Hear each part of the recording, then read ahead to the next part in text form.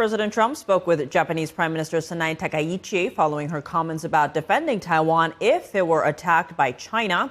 This comes as Japan prepares to deploy missile guidance systems to its westernmost island just 70 miles from Taiwan.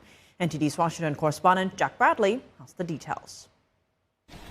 With tensions escalating between Japan and China, Japan's Prime Minister Takaichi held a call with President Trump. She said they discussed U.S.-China relations and cooperation following Trump's recent visit to Japan. President Trump explained about the recent U.S.-China relations, including his talks with the Chinese leader last night. I believe that I was able to confirm the close cooperation between Japan and the United States.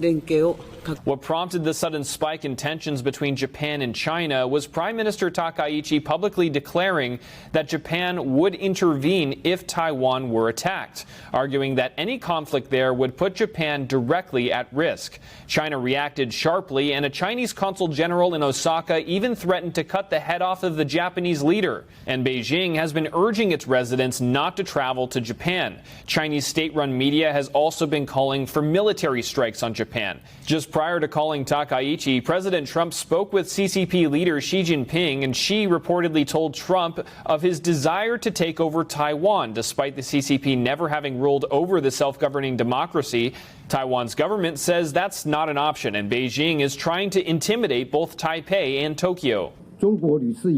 China has repeatedly acted in line with its authoritarian expansionist nature, seeking to intimidate and exert pressure on Taiwan and neighboring countries, such as Japan, in the region. Both Taiwan and Japan are committing to increase their defense spending. In the latest move, Japan's defense ministry says it's moving forward with putting a new missile guidance system on its westernmost island near Taiwan to strengthen deterrence. We believe its deployments will reduce the very possibility of armed attacks against our nation and do not consider the argument that it will heighten regional tensions to be accurate.